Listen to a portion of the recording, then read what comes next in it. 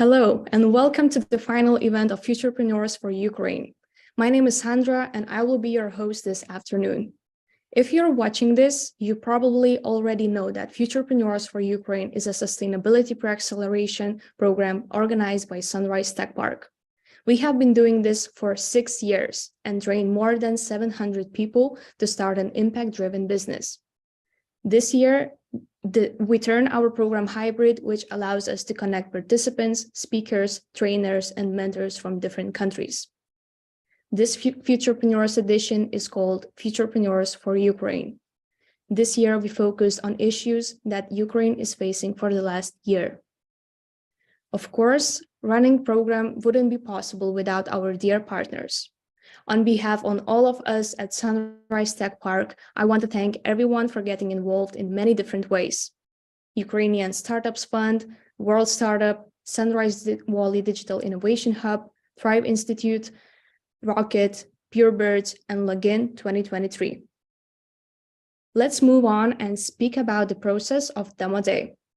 Today, we will hear presentations from 7 teams. Each team has recorded their pitch beforehand. We will see their videos first, and then, after each presentation, a team representative will join us to answer the jury's questions. After the last pitch, the jury will discuss and decide the winners. At the same time, we will watch a presentation of Startups and Accelerations guru, Tal Katran. Last but not least, we will finally enjoy and watch an award ceremony. Jury members will choose the winners based on 5 criteria: solution, feasibility, competitive advantage, impact on sustainability, and overall pitch. While talking about the jury, let's introduce them. We are fortunate to have an international jury panel with different backgrounds. This year, the jury consists of 4 experts within the field of entrepreneurship and sustainability. Dear jury members, please briefly introduce yourself and tell us what do you expect to see today. Let's start with Laima. Thank you, Sandra. My name is Laima Balchunia, and I'm from the Futurepreneurs organizers team, Sunrise Tech Park. And using this opportunity, I want to congratulate all the teams that made it to the finals. And of course, I want to thank our partners, mentors, and of course, other jury members that joined us today. And I hope that teams use this pre-accelerator as much as they could for growing their ideas, for building their personal network and skills. And I'm sure that today we will hear interesting and inspiring pitches. And what I want to wish for all the teams is that let this final of Futurepreneurs will be only the beginning and prosperous entrepreneurial journey in your life. Thank you, Laima. Next up, Roman. Hello, everyone. I'm really happy to be here, invited as a jury, as a member of the jury. I'm coming from a big corporate world. I work for a big international company, and I'm the CEO of that company. I'm residing in Vilnius, but I'm Ukrainian. So I'm combining now as we hear both Lithuanian and Ukrainian, say, view and expertise. So I'm really excited to hear the startups and their solutions. And of course, being Ukrainian, I'm really keen to see what are the solutions that would be really applicable and critical for my homeland currently and for the future. So I'm really excited to be here, and good luck to everyone. We are also very excited. Svetlana, hello. Hello, everyone. Well, first of all, thanks a lot, Futurepreneurs team, the efforts, the program that you put on. I was really lucky and happy to be during the kickoff in Vilnius, and now I'm really honored to be here as one of the jury members. I work as an innovation program manager and a service designer at the World Startup. And together with my team, we're trying to boost and accelerate the impact-driven startups, change makers, and everyone around the world who is trying to bring better good to this planet. And today, I'm really looking forward to hear about startups' positive impacts in this world, and especially in my home country, Ukraine. And I'm really looking forward to see all the teams, and yeah, just enjoy the process. And I think it's great what we all are doing here today. Thank you all. Thank you, Svetlana and Volodymyr. Hello. Actually, in a way, professional jury based on the experience of one of my companies, because we do technology competitive research, and we help in research and development, in development of new products. So every day, basically, we work on evaluation of different novel solutions, understanding the competitive landscapes, how, let's say, what are the prospects of a specific technology. Also, it's my activity as a part of Singularity University. However, I don't consider myself a judge here, because I think that the hardest judge and the hardest jury are not we who are sitting here, but it's real life. And I think it's more important for us to help you and maybe to point to some important things which you can improve in your project, and have much better chances to be successful. So I wish good luck to all the teams and would be happy to help you. It's great to have you all here. Now, let's get to work. Dear jury members, after each presentation, we will connect you with a team representative. You will have a total of 3 minutes to ask your questions. Please physically raise your hand on the screen before asking any question. I will try to moderate this slightly, and I will let you know when the time is over. I believe it's time to start. Let's see the first team. Warm applause from your homes goes to Vacuum Gravity Energy. Hello, my name is Vera. I'd like to introduce you to the Ukrainian startup Vacuum Gravity Energy. Our team works on generating electricity using atmospheric pressure. We have identified 2 major problems for medium-sized enterprises. The first is energy security, and the second is the high cost and large installation required for renewable power stations. Our solution is an innovative autonomous generator with a capacity from 1 to 4 kilowatt, and our solution will work 24/7 regardless of the weather and location. Our potential customers are any enterprises who need a continuous supply of energy, like farms, production plants, critical infrastructure, and similar. We plan to enter the Ukrainian market first and then expand to the rest of the European market. Our competitors are solar and wind power stations and diesel generators, but the former are not compact enough and need additional accumulation, and the later, diesel generators, are not eco-friendly and have a high electricity production cost. We have 2 business models. We can both lease generators to the customers, and we can sell electricity directly.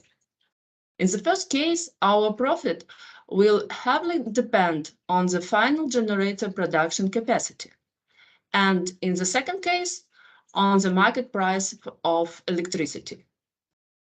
In order to start, we need €1 million invest for R&D, marketing, and administration.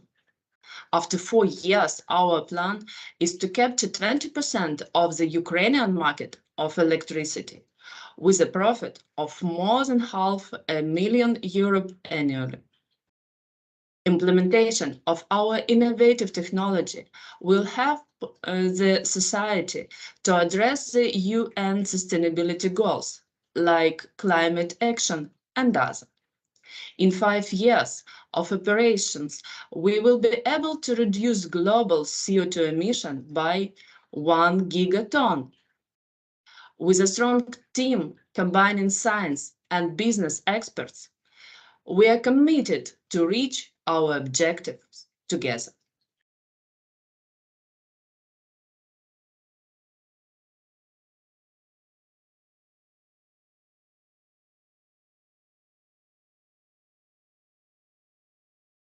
Thank you. Thank you for vacuum gravity energy. And hello, Anton, Vera. How does it feel to open the pitching competition today? Yes. Hello. So are you ready to answer the questions to the jury? Yes. Okay, so jury, over to you. Raise your hand if you have a question. Yes, Lima, start. Yes, I wanted to Your ask. microphone. Hello, can you hear me? Yes. I wanted to ask, what is the stage of your solution? Do you have a prototype? What is going on now?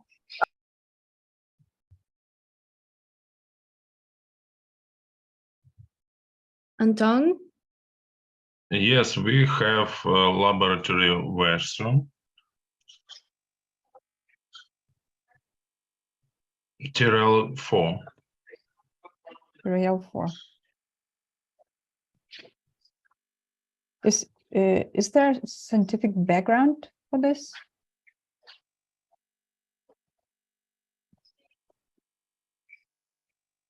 Hello. We lost him, I'm afraid. Can you see? Oh. We can hear you. You can speak.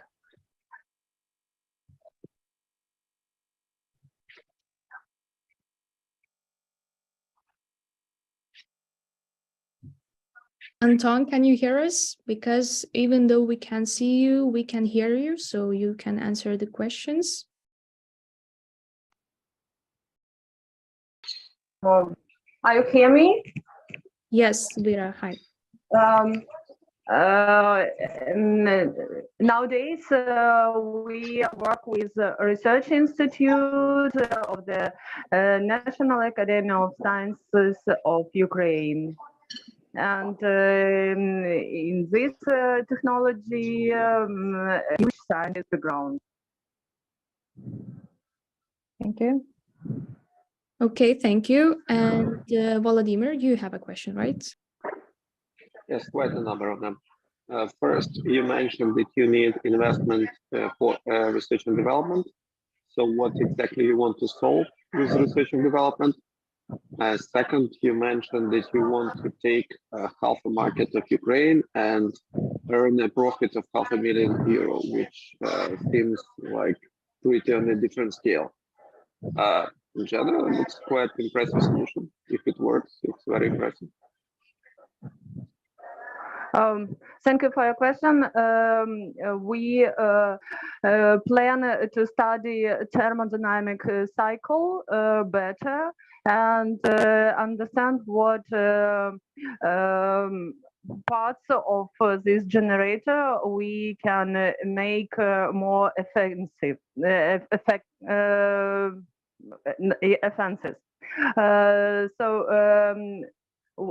About Ukrainian market, we plan to go from innovation parks, from industrial parks, and this is because our future customers, it is small, medium-sized enterprises. Okay, thank you. And due to technical difficulties, I would like Roman to ask a question, but a quick one. Okay. I noticed you have a site, website in Ukrainian, and it says in end of 2022 you were planning to get a US patent. So you're there already or not yet? Yes, we have USA patent, not European. We have we have Ukrainian patent. But US patent, you already have it, or is it US patent pending? We already have. Okay, great. Thank you. Great. So thank you, team. And let's go to the next team on stage, or in this case, on screen, Twin Schools. Greetings. My name is Konstantin. I'm the VP of Product of Twin Schools, and we are forced in cultural exchange, collaboration, and learning. Twin schools is the practice of establishing a partnership between two schools located in different regions, countries, or cultures. Twinning schools is a valuable practice that can promote global awareness and cross-cultural understanding and build lasting relationships between schools and communities. And we want to digitalize this experience. Young people in many countries still lack opportunities to experience different cultures, travel, and make friends in other countries. 99% of people in Bangladesh, Nigeria, or Nicaragua have never left the country, and it leads to a few problems. It limits access to international networks, the language and cultural barriers, the high cost of international travel, and limited resources of cultural exchange. The Twin School app addresses these problems by providing a platform for schools and educators to connect and collaborate with peers from around the world, without the limitation of language, culture, or geography. The app features such as messaging, file sharing, and video conferences make it easy and cost-effective to work with partners from other regions, while the app culture exchange features promote understanding and empathy between different cultures. By providing low-cost, accessible, and effective solution for international collaborations and cultural exchange, the Twin School app has the potential to revolutionize the way of schools and educators work together on a global scale. According to a report by researchandmarkets.com, the global education market is expected to reach 10 trillion by 2030. This includes all types of education, from primary to high school education, and covers both traditional and online education. The serviceable addressable market for the first year is 2 million. We calculated it bottom up. About this calculation later on the financial slide. And our go-to-market strategy will be start with private schools, even though it's not our main client profile. But there is a domino effect here. More schools on the platform, they easier attract to each next one. And based on our experience, private schools are more open to innovations.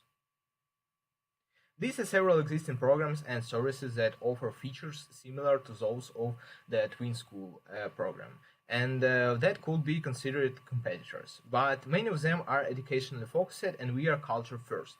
And another differentiation point is that many of these programs are local based, and we are going global. We want each school have a twin in each continent. And the third, we are thinking about offline events, but main focus is online platform. And this allows us to scale really fast on low expenses. Our business model is based on advertisement and subscriptions, while either the school itself or local organizations pay for access to our platform for their students. And we also plan to generate revenue through partnerships with corporations and non-governmental organizations that share our vision. And talking numbers, our calculation shows that one daily user generate about 20 euro of advertisement per year. And we charging 100 euros per school per year, which is a service fee needed to maintain servers, support students, teachers, and etc. And if we reach just the number of 200 schools with the average number of 500 students, we will generate about 2 million of revenue per year. And the Twin School app has the potential to give a significant impact on the educational sector, particularly in terms of promoting cultural exchange and collaborative learning. We enhance cultural exchange, improving the collaboration, and increasing access to international networks.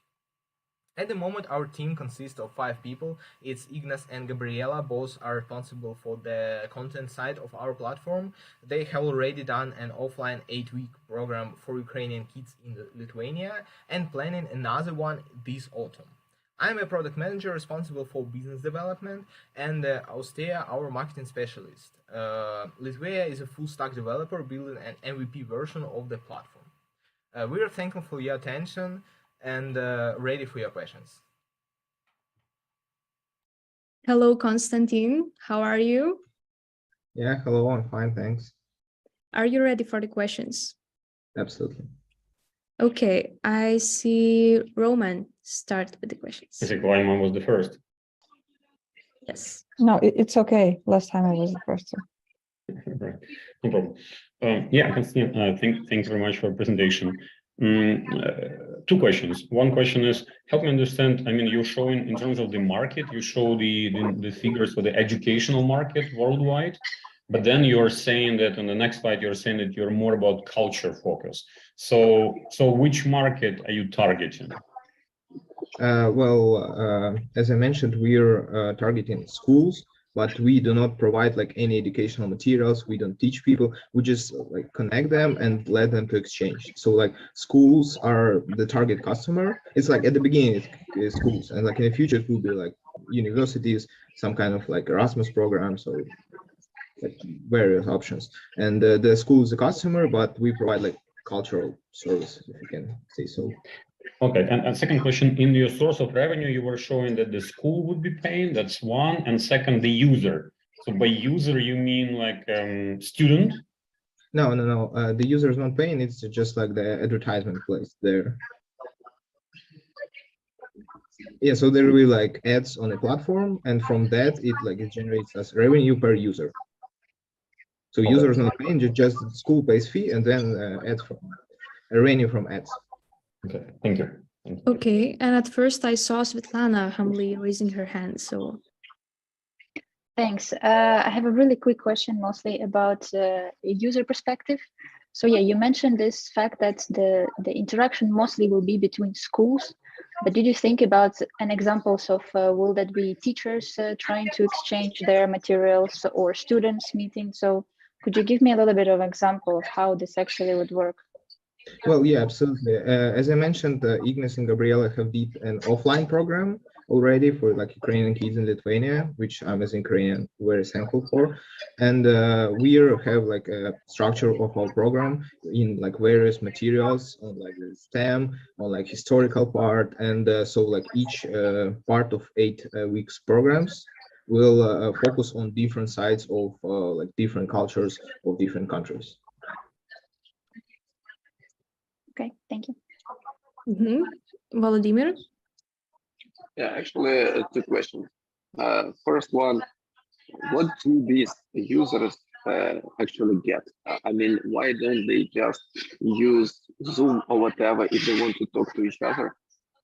And second, do you have any like pilot projects, any customers which are willing to pay for this service? Well, we are in a like pre-seed stage. We're testing. We like reaching out to schools, building an MVP. And yes, in the beginning we'll use like Zoom or Google Meet. And it's not about the platform. It's more about like the connection. It's like we can compare, for example, like LinkedIn, but like for schoolers. And where like you can connect with people on LinkedIn, and then you go to talk with them like on any other like web call. And so it's about the connection. Yeah, but actually, do you structure it in a way, these communications? You offer some event templates, some typical interactions, or anything, or you just make a connection and users choose what happens next?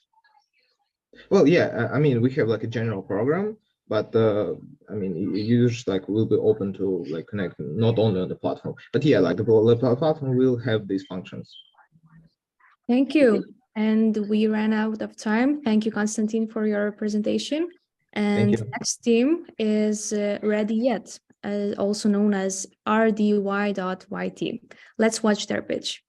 Hello, I'd like to introduce you to a new restaurant order notification system. Our inspiration for the startup came from the hardworking Ukrainian restaurant workers who would tirelessly deliver food to tables only to have the customers be nowhere in sight. We wanted to create a solution that would allow servers to efficiently notify their customers when their food is ready.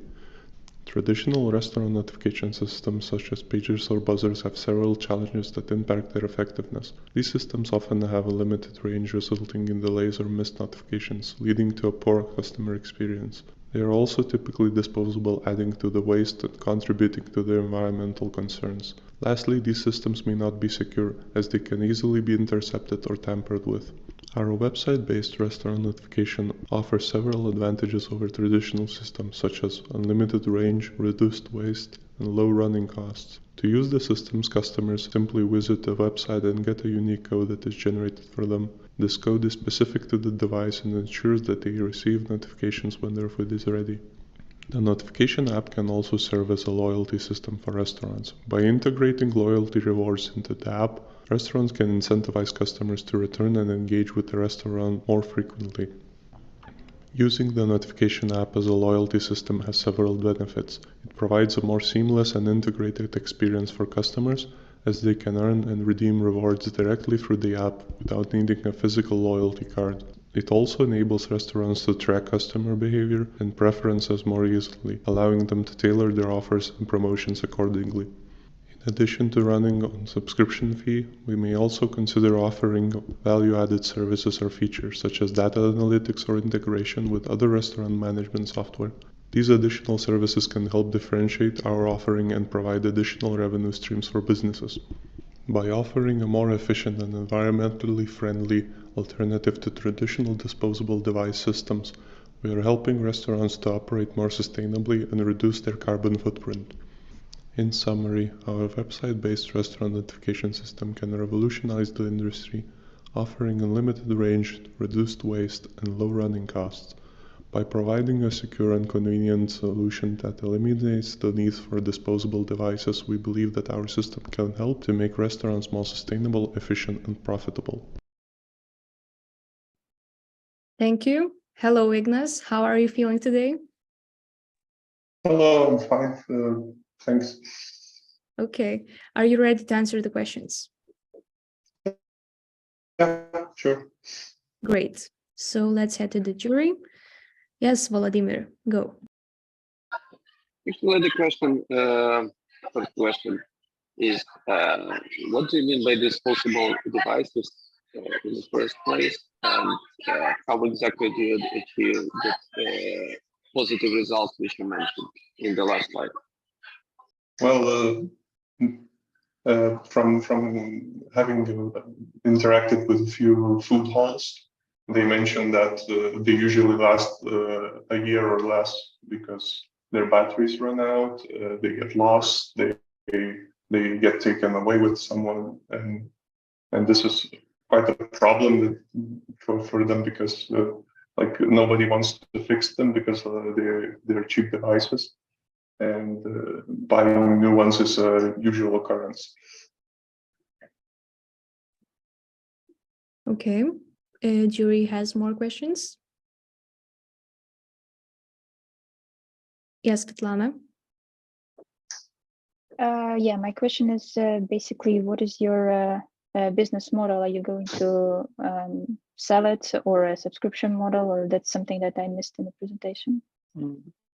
Yeah, like I mentioned very briefly, it's going to be a subscription model, a very low cost one for the restaurants themselves would pay for it. It would be for free for the users, and the restaurants would get the benefits of additional statistics, information, the load of time schedules, and everything from that.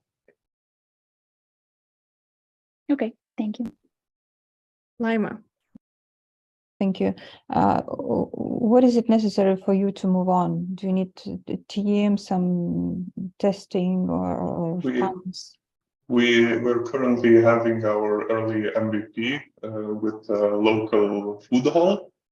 We're almost ready to launch. We're trying to be fully bootstrapped. So far, everything is going quite smoothly. We still have some kinks to iron out, but the idea is currently have no issues. Thank you. Thank you very much. Next up, Mountain Lion. Hi, my name is Lars and I'm coming from Mountain Lion team, and I want to present this working title startup. It's a content creation platform. So let's begin. And today we have loads of content creation AI platforms that it's very easy to get lost through all of them, and usually you have to jump from one to another. And yeah, that's becoming a problem now. And same is happening with a lot of creators. We have different prices and sometimes very overpriced creators, and businesses usually don't get their business needs met, and that's again becoming a problem. And so what we want to do, we want to bring certain creators and put the best AI tools under one platform that the businesses that are seeking for good content for their businesses, they would go to this platform and they would get their user-generated content, unboxing videos, product videos, design, copywriting, and photos created for them. And why it's important? Because even if you take social media is especially requires content for your sales, and it's important now because 40% of all the sales are happening because of social media. And 100 million of US population shop on social media. So that means in 2026, $3 trillion would be in sales revenue through the social media. So that this is very important. So it's very important to have content produced for your businesses. Even if you're not working through the social media, e-commerce and retail is growing as well, which as well requires content. So even on ads or different things. So as we see in 2026, the e-commerce and retail in world will reach $8 trillion revenue, which is a massive amount of market. And probably the closest competition for us would be Fiverr and Below app. So Fiverr is, as you know, probably it's a big marketplace for freelancers, but usually the freelancers are not very accountable. We face loads of problems when you hire a freelancer, you don't get the quality product, and then the freelancer blames you because you don't prepare the right brief. And Below app is more sophisticated, but usually it's very more simplistic and don't provide the best quality that the content creator could create for you. And Below doesn't have AI integrated as well into their platform. So the problems we want to solve is basically find the best accountable creators from around the world and price them equally on the quality they provide, and integrate different AI tools in one platform so that you won't need to go to a different website for one tool and another website for another tool. Everything would be in one place, and regarding the content creation, you would find everything under one roof. So imagine something as Apple Premium, but yet simple, Airbnb as easy as a convenient access, and as Instagram is something that connects creatives and businesses. So our business model would go that businesses would go to our platform, AI would help them generate briefs with images or videos and description. It would be sent to creatives would then produce content, and our platform would do the quality check, and the creator would get paid for the content, and the businesses would receive the best quality content, or the businesses are using our platform where all the AI tools are based and they get their needs fulfilled. And we would get revenue from platform commissions, subscription commissions, and premium services. So talking about impact, we want to have equal opportunities for everyone, no matter what continent you're from. Everyone is invited to join the platform and do business with us. It would provide equal growth for Ukraine and third world countries that if they provide good quality content, they would get paid as in the first world countries. So the creators would be able to get paid as American creators, let's say, or Western European creators. So we want to promote equality. So no matter what gender, sex, or background you are, you can join the movement, the platform, and join the creation processes. So timeline: first year would be planning and research. Second year would be prototype production, and probably then we would go into the releasing the platform and making money out of it. So yeah, I'm Loris Matslonis, and I worked a lot with content. I worked with films, Bart Panda. I used to grow YouTube channels, so we face loads of problems with content creation, and sometimes it's very hard to find the right creators and the right tools to kind of meet big company needs. So please, if you want to join me, let's work together, and thanks for listening. Thank you. Thank you. And hello, Laurinas. How are you feeling today? I'm good. Hi. Thanks for having us. Yeah. So are you ready to answer the questions? Yeah. Okay. So over to jury. Okay. Roman, start. Hi, Loris. Thank you very much for a colorful, bright presentation. You said the issue is finding the accountable creators. Yeah. So how exactly will you ensure, or will your platform ensure the quality assurance? Yeah, for the business who are your customers. So the problem we have, like with Fiverr or Upwork, is there's probably anyone can join the platform, and And if you're looking for, like, let's say, content creation, that we encountered so many problems that we pay quite a lot of money, and then we get like very poor content. So what we would do, you would need to apply to the platform, and then that would be some kind of filtering. Okay. Do you plan like scoring system and based on the feedback from the customers, etc.? Yeah. It should be some kind of filtering system, and that we would save time for content creation companies that want to use the creators by filtering them. Thank you. Okay, Vladimir, your question? Yeah, actually, a question and a comment. First of all, I like the idea. We are deep in GPT-4 and other tools, and this is definitely the future. And it makes sense because all these tools, they have different interfaces, and indeed it's pretty complicated to have them in one place, and it makes sense to have them in one place. I'm not sure really that you need to run after both targets at once, creators and the AIs. And the only thing I would ask and advise, I think you have pretty long schedule. Taking into consideration how fast all the tools develop, I think it's really too long to plan 2 years to deliver it. So why don't you do like AI aggregator, like really fast, like in 3-4 months, and drop it to the market before somebody does this thing, because I'm sure somebody will try. Okay. I would. Okay, thank you. I see the time's up, so let's move to the next team, and it's mentals.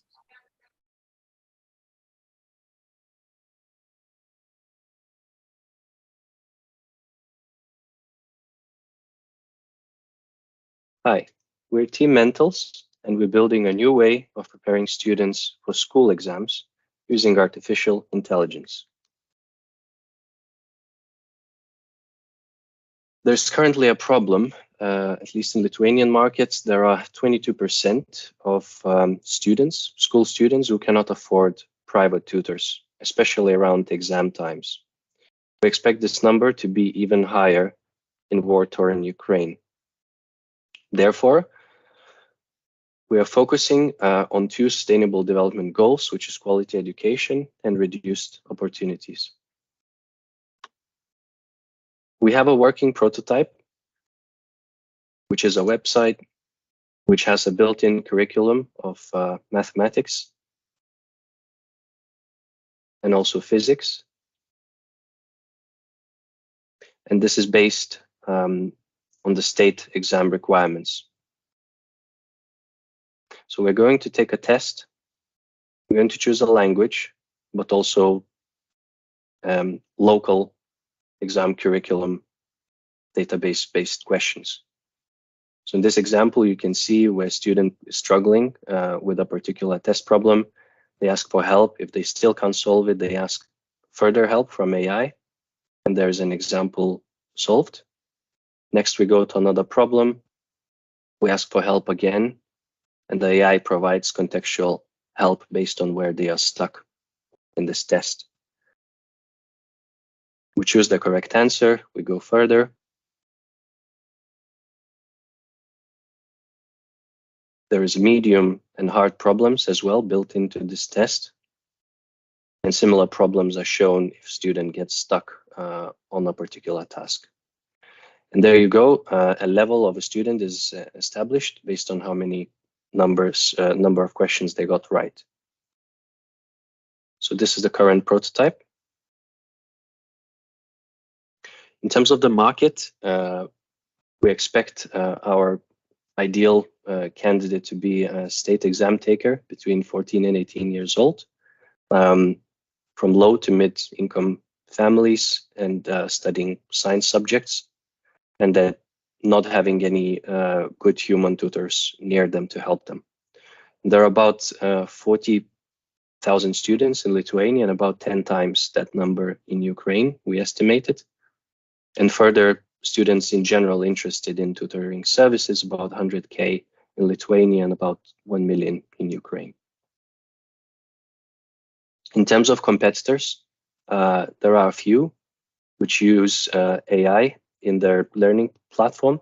However, where we differ is specialized exam prep, being state exams in Lithuania and Ukraine that we're working on currently. There are other features that we stand out by, which is, for example, your class leaderboard, which we're developing, which basically compares students in their physical class at school and where they get points and badges if they do work well.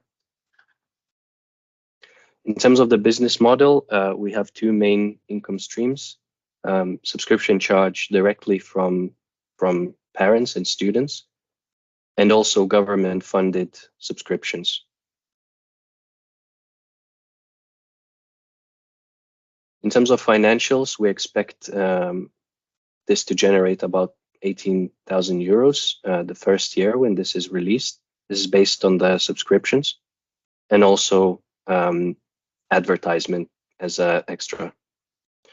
Also, in terms of funding, we expect about 16,000 euros needed for the product to be developed, for the MVP to be developed, and also to sell it. And there on the right, you can also see cost structure broken down. In terms of the impact, we foresee two areas, which is society and economy, and we expect affordable education provided to low and mid-income families. We also expect quality education to be provided in times of war, such as in Ukraine, and also more equal opportunities to, in general, to all exam takers. Better employment opportunities, of course, in economy because of better statewide exam results, and also increased participation in higher education, both private and state-sponsored. In terms of the team, we have two developers in the team. We have one academic researcher, one brand and marketing specialist, and a project lead. That's it. We welcome questions. Thank you for your attention.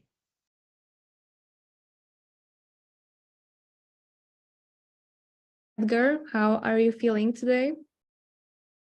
Hi guys, can you hear me well? Yes. Are you ready for That's good. questions? Yes, I am. Please shoot Okay. away. Okay, Volodymyr. Please unmute so we can hear the question. Yeah, I'm a big believer in AI tutoring. I'm using it already myself for myself, and it works very well. The question is, do you give to AI, you run it beforehand, you have a certain test, number of tests, and you run it, and you have ready answers already, let's say, confirmed by the expert, or you want to run it live in real time, new question and real time answer. And if it is the second case, if it is real time, how do you make sure that it's not a hallucination as the best models now deliver, and if this answer is correct? Yeah, a very good and technical question, Vladimir. So far in the MVP, we only hard-coded those help points that you saw. But I think to make it easier and to shoot the market quicker, we would go with option one that you mentioned, because there is, there are certain set of questions that can be, as you said, refined by experts and they're based on the exam curriculum that we know in advance.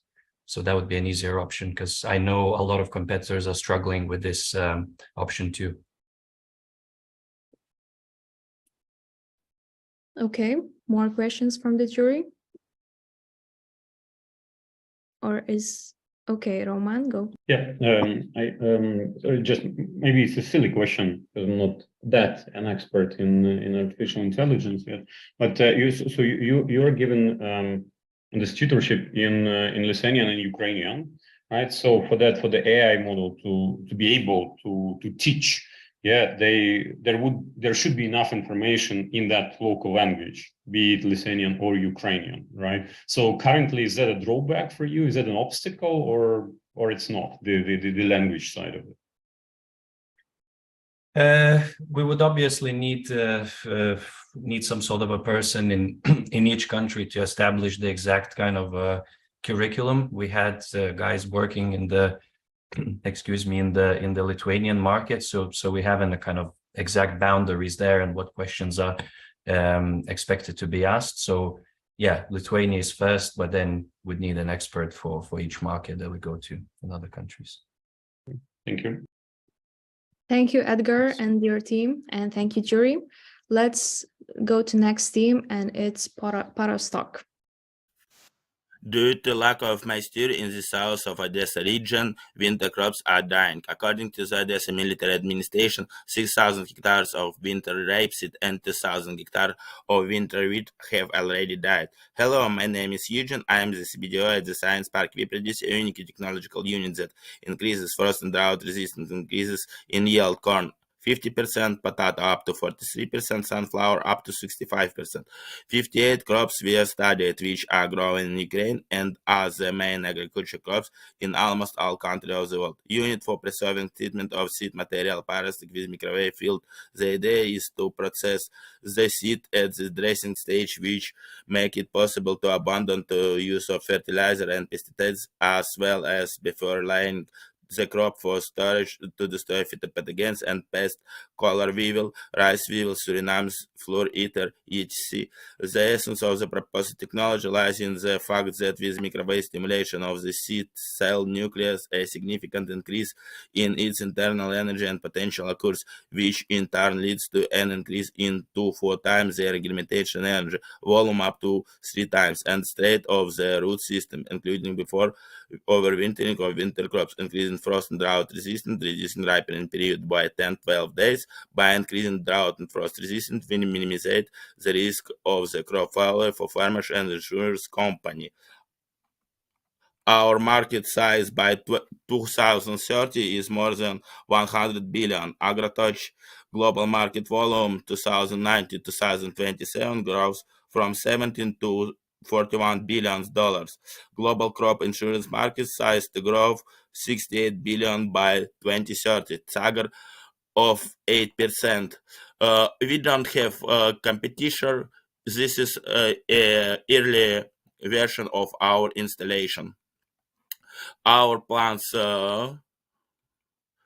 took at the moment we need $100,000 plus to confirm our results in EU and USA. Our technology is recommended as methodology for implementation by the Ministry of Agrarian Policy of Ukraine. Over 5 years of widespread use of innovative technology fluctuated over the years within 15 to 27%, amounting to the more than 1,000 tons and plus more than $50,000 due to the abandonment of pesticides. Our team, Valery Prokhorov, academician, Doctor of Science, Leonid Burdyko, Director of CKRE, Evgeny Vasilyev, BizDev Director. Thank you. Thank you, team. And thank you, Yevgeny. Hello, are you here Hello. today? Are you ready fine, for the thank you, questions? and you? Good, good. So let's go to the questions, and Laima is the first one. Thank you. Can you please come again? Perhaps I missed it. What's the exact solution that you are proposing? I understand the problem. Everyone understands, but what is the solution?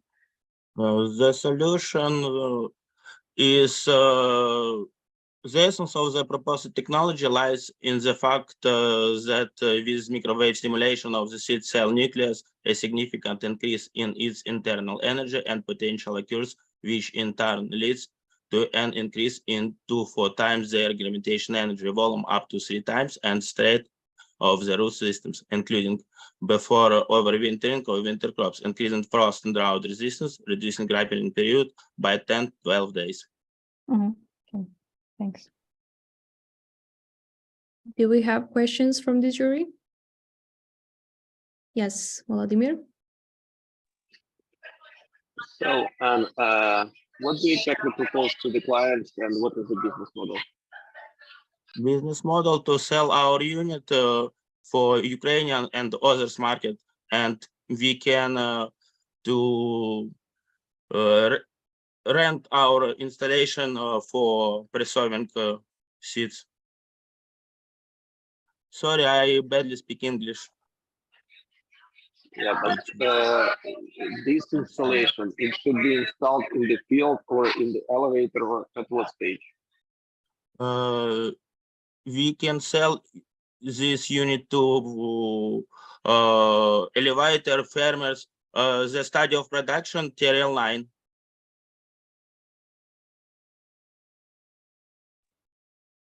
Okay, thank you. I guess you answered the question.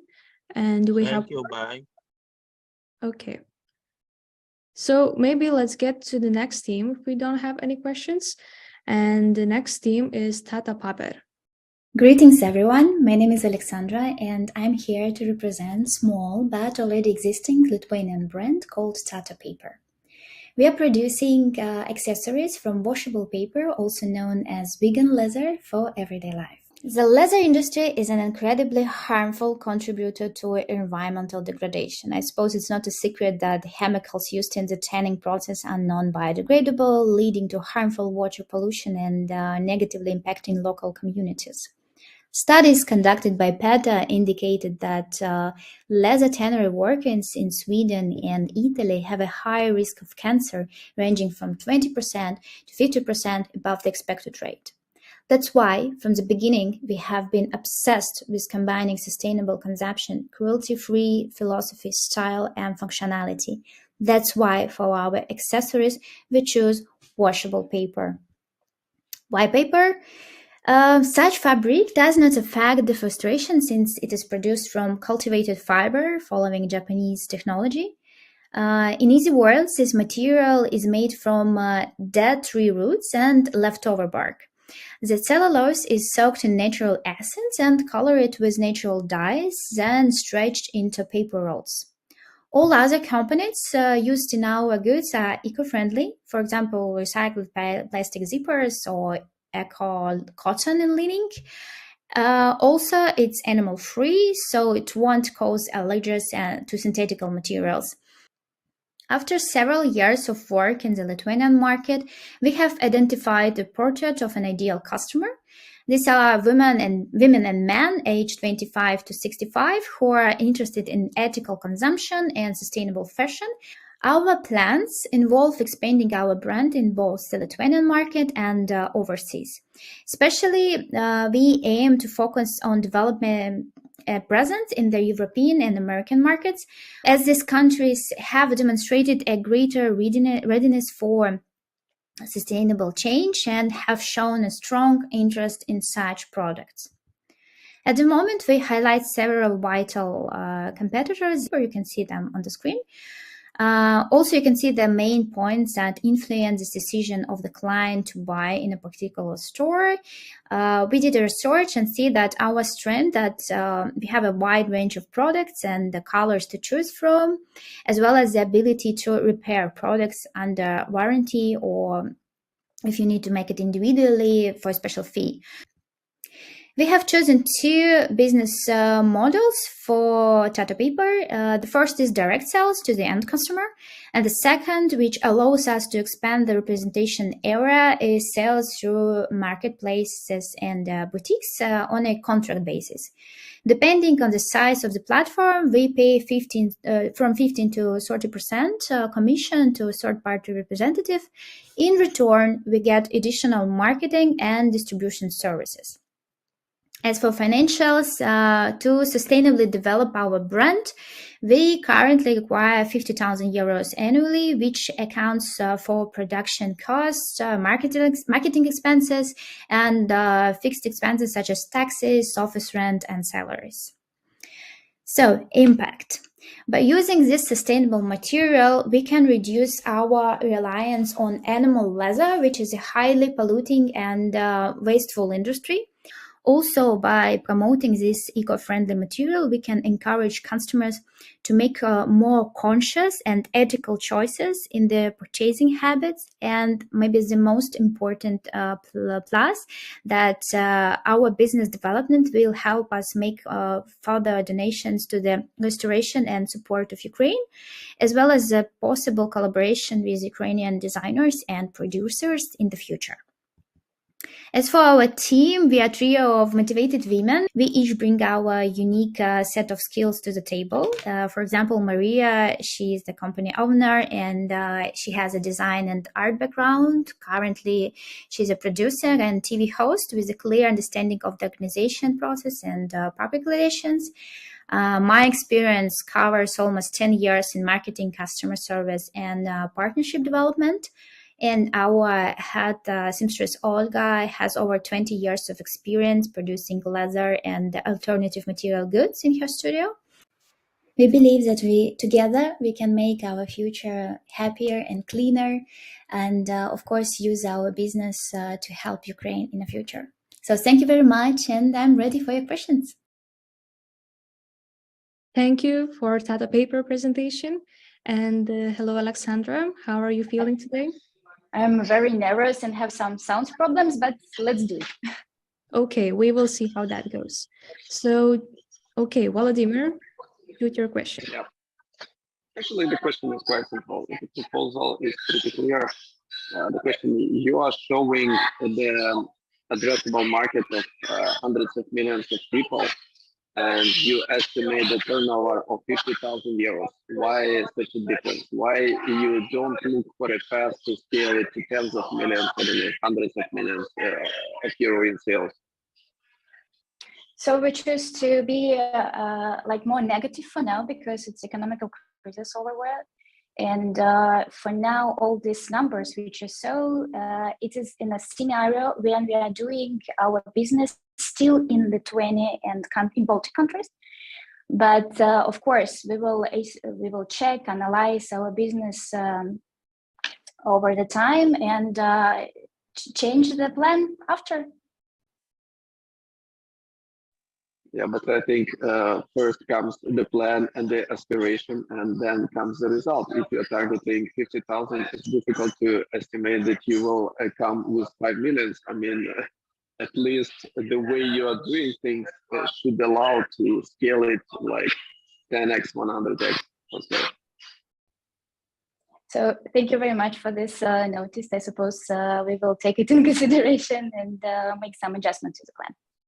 Okay, Svetlana.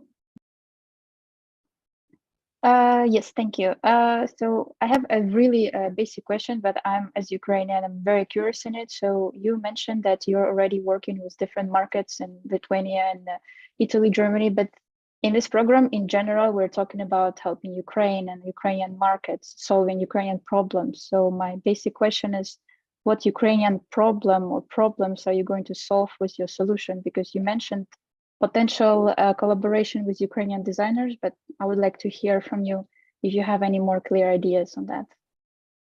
For now, the main idea which we discussed it was to make our donations, which are doing bigger, and developing of the business will help us. So it's the main point. Then in time, if everything will go well, we are considering to hire Ukrainian designers or seamstress to help us. And the big dream someday when everything will be okay, to come to Ukrainian market and expand our business there, and of course pay taxes and so on, and develop the economy of Ukraine. Okay, but you don't see, for example, opening production in Ukraine that would give a lot of opportunities to hire Ukrainian and raise the economy this way? As I mentioned before, we are like a kind of very, step-by-step people. I know that in Ukraine already there are some brands who is doing such business.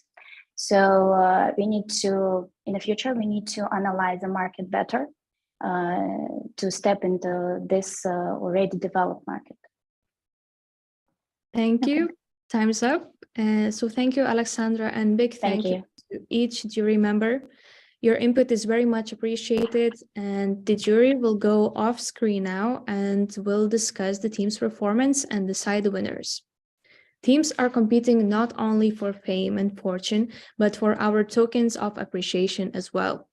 The best idea from team from abroad will be awarded with 5 days trip to Lithuania and tickets to Login conference. 2 more teams will receive monetary vouchers from Amazon and MIT Technology Review digital subscription. In total, the prize fund is worth almost 4,000 euros. Now we will have an opportunity to watch a video of Tal Kaltran's speech about moving from great idea to kick-ass startup. Tal is a prominent figure in global innovation ecosystem. He founded 20 startup accelerators worldwide since 2012, which has rendered him a guru on building accelerators, hubs, and tech incubators. Over the years, Tal conducted over 70 cohorts, graduating more than 1,000 startups from his accelerators. Tal is a charismatic keynote speaker at major international conferences, as well as TEDx, Forbes magazine, and many other international conferences, where he shares his professional toolbox, mentors, motivates, and inspires other entrepreneurs around the globe. After the speech, we will continue with the award session and ceremony. Stay tuned. Laba Diana. First of all, I would like to congratulate all the participants in the Futurepreneurs for Ukraine. And I know today is your demo day. And again, congratulations for making it to the finals. Wish you a lot of good luck. But actually, this is just the beginning of your long, long journey towards building a startup, making it a big company, hopefully succeeding to conquer the world as we want. I would like to tell you a little bit about myself and then kind of dip in and discuss how really will you turn your great idea into a kick-ass startup and then actually build a business, build a company moving forward. So my beginning actually, I would say, was in the age of 17, which is like 36 years ago. At that time, if you made something new, it was not called a startup. And it was not so defined having technology, but definitely innovation. So I can definitely say for myself, I started very, very young. I would say my first technology startup was in 2003, which is like 20 years ago. And at the end, it was sold in 2012. And this is when my journey towards a startup or startup acceleration began. So how do we turn this idea that we have? Most of us have different ideas, different topics, things that we see every day or from time to time, and we say, hey, someone needs to do something about it. You as an entrepreneurs, you're this special breed of people that actually see something and do something about it. So to begin with, we need to, as we say, decide or see or segment a problem. And then starts the journey of validation. So to begin with, looking at a problem, we need to investigate, we need to learn more about the problem. We need to be very knowledgeable, but at the same time, understand its impact both on business and both on social. We need to locate very clearly what is the target market that this problem holds, and maybe more specific is to understand who stands to be affected by the fact that the problem is not yet solved. We need to understand how big the problem is. We would like this problem to be shared by many, which means that we have a very big market. Then starts this process of validation, and this process of validation is super important. Validating you will follow validation as you go with your startup.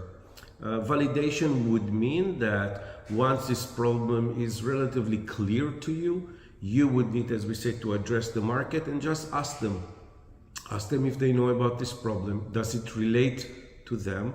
Don't need to say too much about the solution, meaning you need to say maybe generally what would be, but of course not how you will make it. And then just ask them, will they be willing to pay for this solution, which is very important.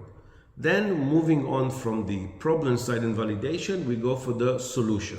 So as of course you can imagine, the solution first of all needs to answer the problem on a basic level. Many times I find entrepreneurs decide about a problem and solution, but then before doing anything, they grow it and grow it and grow it, and then they kind of lose focus. You need to be very, as we say, lean and mean. You need to be very focused on what you do. You're a 1 or 2 persons, that's it. You're very short on resources, hence you need to be very focused on what you do. What I also urge you to do is to describe this solution in simple words, meaning you don't need to make it too complicated, and you don't need to rush and start to develop it. First of all, align your line of thought. Understand in words that you can explain the simplest way possible what is the solution that you're gonna make, and then think how you're gonna make it. Again, I urge you to do that before you start programming. This is super essential. Then I would again advise to, in a way, try and work the solution manually. Meaning, so if you decided that you want to develop some kind of, algorithm, could be AI, it could be a platform of some sort, think in the end about the customers using it and try and offer the service or try and give the technology manually before you program anything. You need to let yourself do as much as you can. It sounds a little bit time consuming, but it will save you a lot down the road to understand at a very early stage, do you have something in your hands, or this is just mumbo jumbo and it's going nowhere. Don't waste your time on things that clearly are not going to grow into a business, things that are people not going to pay for. That would not give you any viability of becoming a company or building a business out of it. Of course, business model, as we say, meaning how you're going to earn the money, is also very important to understand. So if you think about it for a minute, speaking about the problem and about the solution, it's not so much about rushing to develop straight away or developing this MVP. It is, you should give it more time to think it over, to explain it in simple words, to try and simulate it to your potential customers. Let them in a way touch it, but not really touch it. Meaning, okay, talk to us like you have the technology working, but actually behind the scene, you're gluing everything manually. As you know, probably you all went through exams sometime in your life. How important it is to read the question until the end and understand the question before you rush an answer. Most of us, we listen to half things and we rush to do, and in the end we find that we wasted time, we wasted money, we wasted potential, we wasted opportunity. Don't be like that. Being an entrepreneur does not mean that you need to be messy. It does not mean that you really need to push mountains and you need to bang your head into walls. This is not what it means. What it means still that you need to be structured. You need to make sense of things. This is super important and vital. Okay, once you have validated the problem and you have thought about the solution, and again, now you can explain it, then of course comes the stage of validation. You need to validate that the solution makes sense to your customers. Once that is done, we can continue moving on and, as we say, go under radar and develop. Develop as quick as you can something very slim, something very small, not too much code, not too much of anything, but it needs to do the basic of basic. And again, as I said, that even is not a must. If you can go out to the market and publish your services as an example, or your platform, and still make it behind the scene, even manually, just to prove that you have something. I would also advise at this point if you are going forward with the development, find yourself a potential customer that might be willing to become a design partner, meaning that you will team up with already established company that is for sure will be one of your best customers, but is willing to share with you along the time more about the problem, more about the expected solution, or the best way or the preferable way for them as your potential customer to use your technology. Maybe they can help you. They can help you in way of giving you engineers, and maybe giving you labs, and giving you data that you need. All this information is super vital for you as a startup, because you just don't have the time to spend. This is what we call a design partner, and you will do an agreement along the way, what they stand to gain from helping you, which is of course super important. Again, emphasizing, startups most of the time so much like their idea that they continue adding, as they understand the potential, more and more parts of this idea, and it's becoming too big. It also disfocuses you, meaning it takes you from the, as we say, focused state of mind on the solution you wanted to develop. Make sure that you stay on target. Make sure that you stay focused. It will save you a lot of time. Build a schedule. You need to have yourself a work plan, meaning, as I said in the beginning, being a startup is not a license to be messy. You need to be structured. You need to give yourself missions, and you need to put who is responsible to do that and what is the timeline. The timeline needs to be sensible. You cannot do things overnight. It's not just like that, but it needs to have a timeline. It needs to have a deadline that you say, I'm going to do this mission up to this. This is when we stop. We come together. We discuss. If there is a problem, don't wait with it. Flag it. Say I have a problem. Discuss it and move forward. Again, it needs to be very much structured. Okay. Moving on. Try and isolate background noises, we call it. You decided you're going to go a certain way, go a certain way. Again, make it clear what's the target, make it clear what's the way, give it a timeline, give it a duration of time, and then you go this way, meaning you shut your ears, you close your eyes, and you just move forward towards this target at the timeline and duration and missions as you've decided. You came to the point, you stop, you do evaluation, you see where you got. When you don't do that and you are interrupted by noise, oh, you need to do that, you need to do that, this investor said like that, this partner said, this customer said, you're losing focus, and actually you will find yourself trying to go in all directions but staying at the same spot, which is not good. It's very difficult, because we are, as human, we intercept, we hear a lot of noises shouted at us, and we are trying to make everyone satisfied. That's not your job.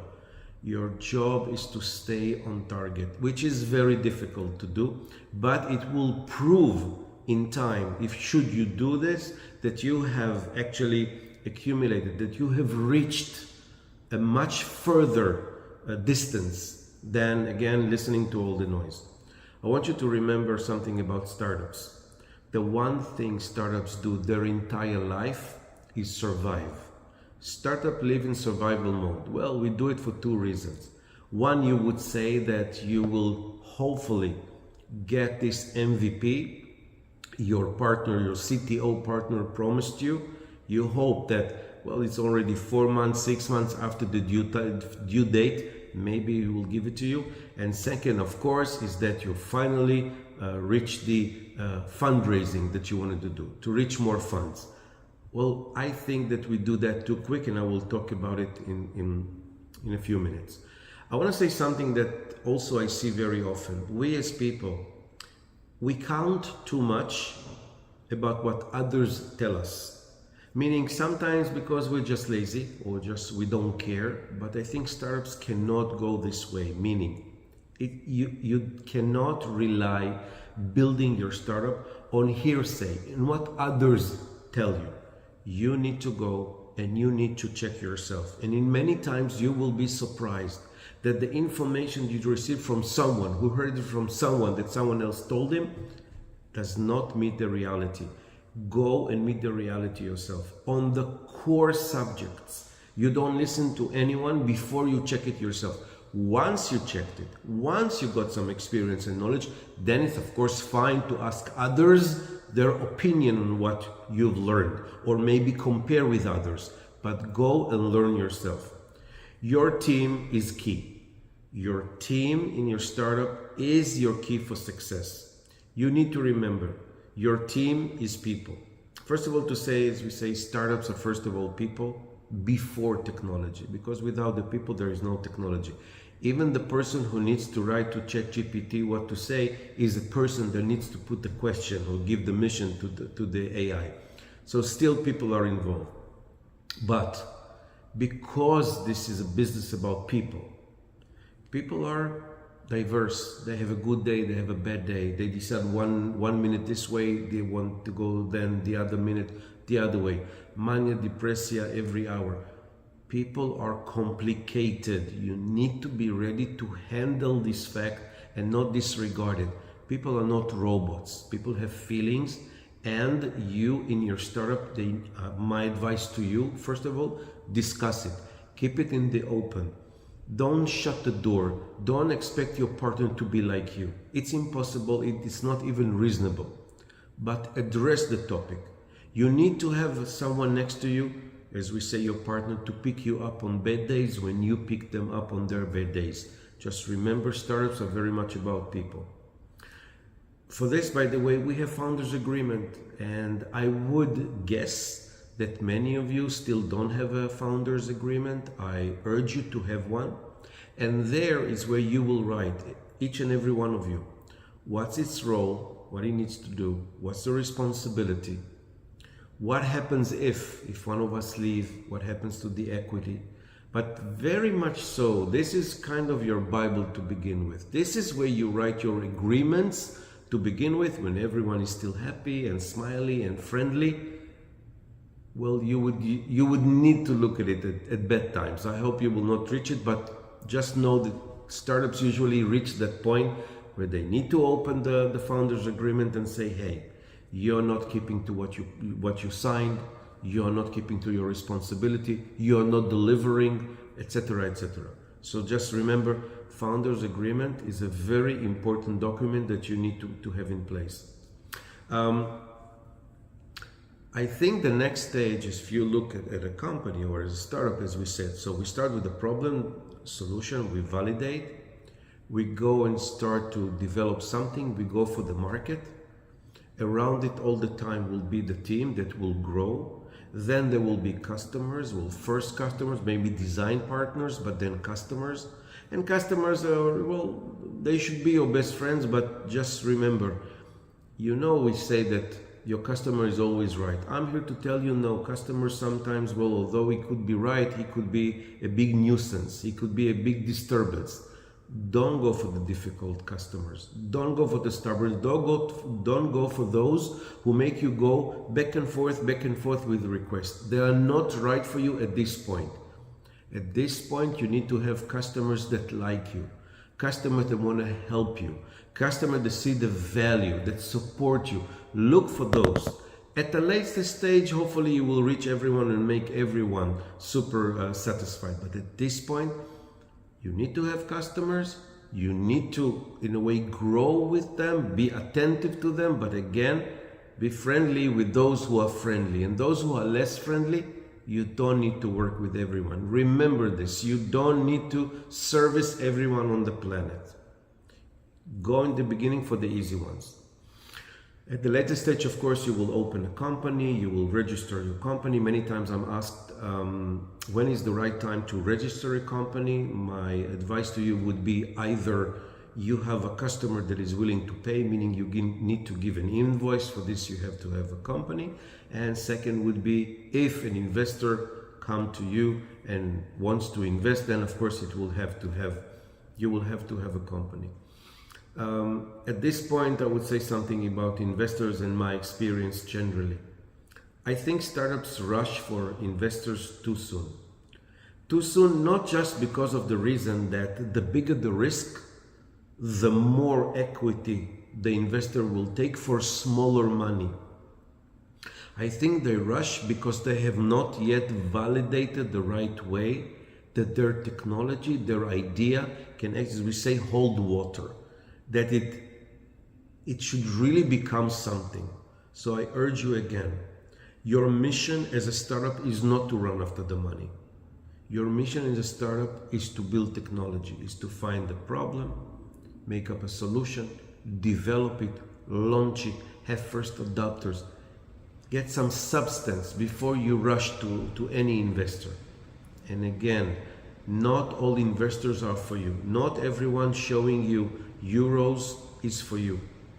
You need to realize at the end, you did not come to work for anyone. This investor, he doesn't join to become the CEO of the company. He's not joining to become the manager. And I know all of you like to say that we look for the smart money. Okay, that's a nice sentence. I would advise you to get a good advice from an investor before you take his money. I would advise you to get good recommendation from an investor before you take the money. Just as a note, generally investors and in this way would be private, angel investors as I called, or VC, venture capitals. Generally, they would like you to reach to them, not directly, but to be recommended, preferably by a startup that they have already invested in. Their minds say that if you came through a startup that they invested in, that startup already told you how they like to make their investment, how they like to see the presentation, and what stage should be your product, and how mature should be the company, what would be the composition of the team, and more and more and more. This is the assumption. So make yourself a good habit. If you want to reach an investor, an angel investor or a VC, find a startup that they invested in, talk to them, learn from them how to reach this investor, and then move on. But going back to the point, don't rush after investors. You're doing it usually too early. You're supposed to be capable enough to glue together a person with an idea and a person with the capability to develop, join team together and make a product. Yes, and to launch it. Now, honestly to say, I didn't see too many startups that went through this phase without at least running after the money, and even less succeeding to reach the money. But I do see here and there are startups that actually did not raise money from anyone. They came together as a team, quickly did the validation, started programming, reached the market, launched it, and just kept on running and actually receiving money, income from the product itself and building a company. We know statistically that from an idea to an exit would be about 8 to 10 years, meaning that you have enough time to start in the way I propose to you and not rush immediately after the money. Second of all, you should be considering the fact that an investor, although not joining the company to manage it, will still care for his money, which means that now you need to report to someone. Now it's not you doing what you want. It's not you going to holiday whenever you want. It's not you changing the team whenever you want. Now you have another persona that has something to do about what you do in your company. You have another entity that you need to report to. In some cases, you will need to have his or they agreement. So you need to realize, it's not okay, I got the money, now I can do whatever I want. I can start taking 10,000 euro salary, forget about it. Not going to happen. The opposite is going to happen. Okay? The opposite is going to happen from the fact that now, instead of being agile, very, very easy and quick to change, this will change. There is no, we can do that, let's have a night of, I don't know, pizza and cola and whatever. Now you need to look like a company because this investor has a reputation. and his reputation should be also kept by you. Moving on. In this process of building your company, which is the technology mainly when you think about it, there is also the branding side. You should also give attention to build your brand. You need to build your social presence. The social presence in time as you grow will serve you good when you will run after investors for the money and when you will like to grow your number of customers, then you need to have a social presence. Don't push it aside. Have a nice landing page. You don't need a website. A landing page is good enough, but do it in a professional way. Have a professional presentation, one that will talk about money facing investors, and then you can have another for the rest of the world, or have it just one and hide slides that you don't want to show or need to show whenever you need. Then have your social, mainly it would be LinkedIn. This is where we, the business network. This is definitely where you need to be. But don't forget that when you meet an investor or when you meet a customer, the first thing that we as people do when we meet someone else is to introduce ourselves. Learn to introduce yourself before you introduce the company, before you introduce the technology. So often I talk to startups and I say, okay, let's start the meeting. Tell me about yourself. So usually they will say, my name is so-and-so, and okay, so this is what I do. No, this is not a presentation of yourself. Learn to present yourself. Give a little bit of background. Speak about your academic achievements, your degrees, should you have diplomas. Talk about your experience, your work experience, but your work experience need to relate to the role that you do in the company and to what you do generally. Did you learn something? You work somewhere, and from working there, you learned about the problem, and then you develop your startup, your company. It's important that you will be able to talk about yourself. It's important that you will be able to talk about your team. Okay, not just to mention I'm so and so and so, and then say about your partner, that's his name, he learned something, and moving on. No, you need to show respect. You need to be able to speak about your team.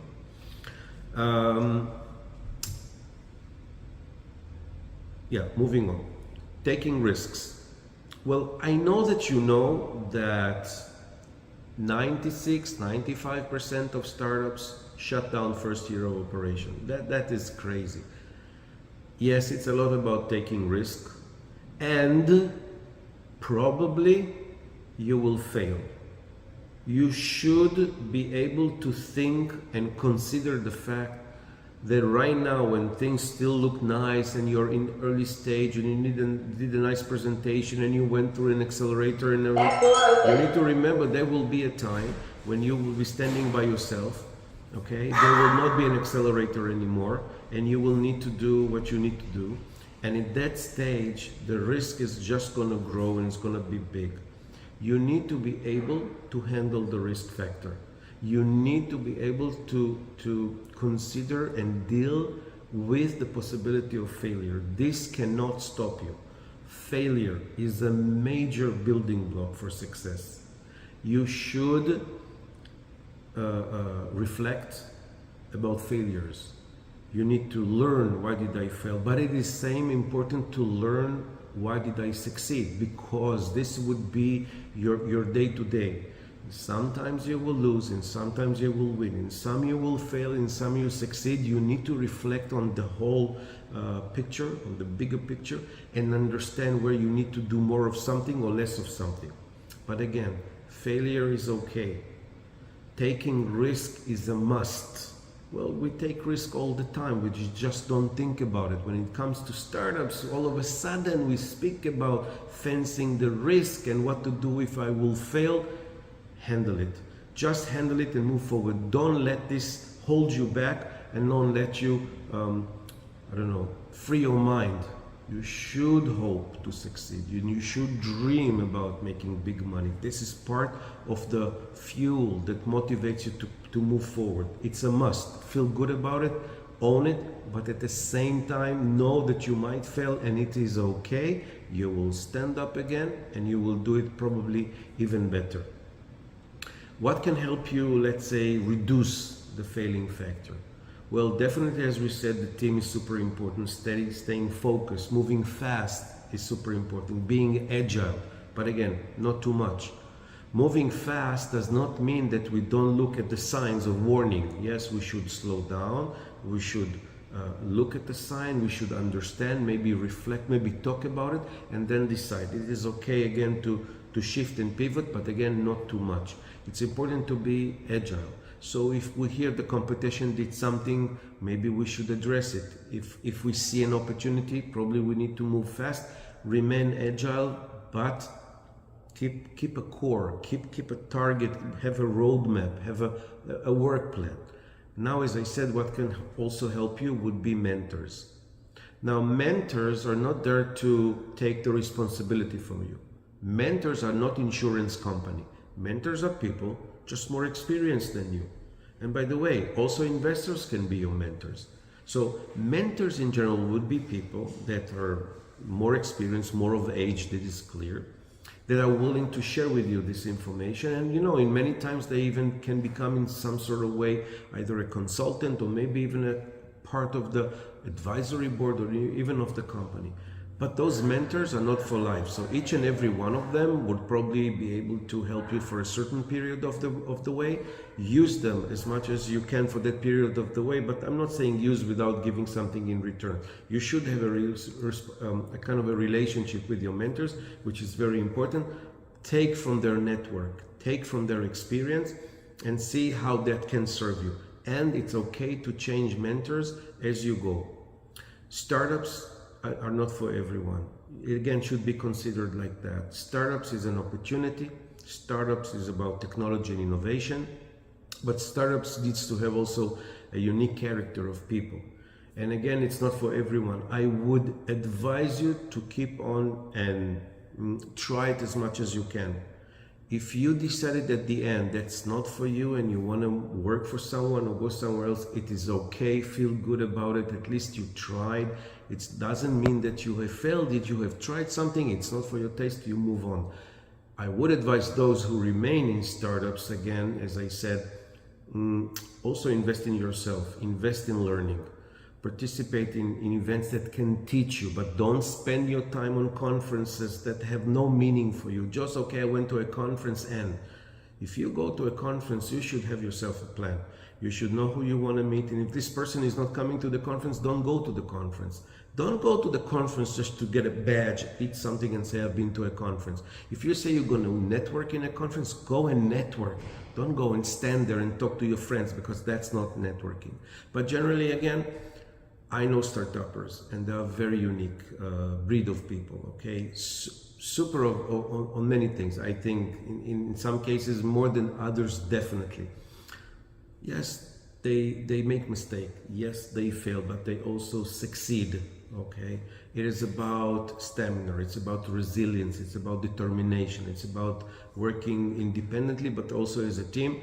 And in the end, it's about being successful and hopefully rich. So again, this is my wish for you. We say start running fast and then accelerate even more.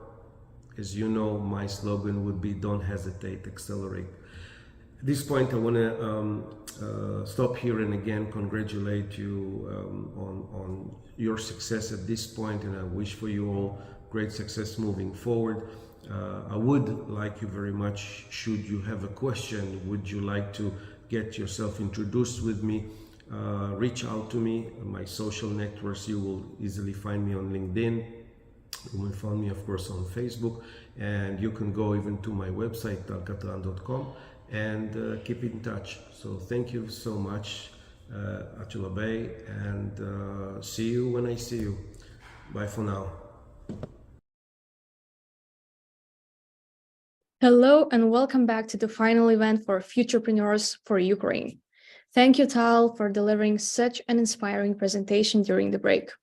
And now let's connect with our jury members once again. Welcome back. I am sure that you had a lot to discuss during this break, and I will ask Laima to name us the best idea of this year's Futurepreneurs. But before that, I would like to start with the awards ceremony with the MIT Technology subscription for the best technical solution. We don't have drum rolls here, but so I will announce that this token of appreciation goes to team Ready Yet. Well done, team. A round of applause to you. And next, great, we have it. And the 900 euros voucher from Amazon goes to team Mentals. Congratulations.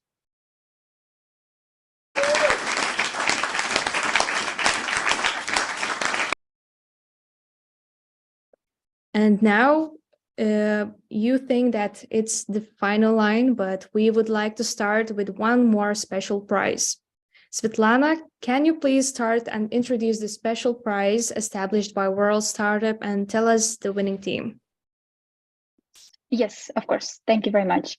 So from the team World Startup, I personally would like to offer an exclusive access to our program called the Basecamp. It's a program for early stage startups that is filled with resources, exercises, one-on-ones with our team. And the solution that we picked for this prize, it's a vacuum gravity energy. Congratulations, and we're looking forward to get in touch with you and see how we can support you. Congratulations. I see the team is thanking. And last but not least, Laima, please announce the best idea from teams from Ukraine that will be awarded with trip to Lithuania and tickets to the biggest innovation festival login. Yes, so I would say a very inspiring and very promising idea, the main prize goes to vacuum gravity energy. Congratulations.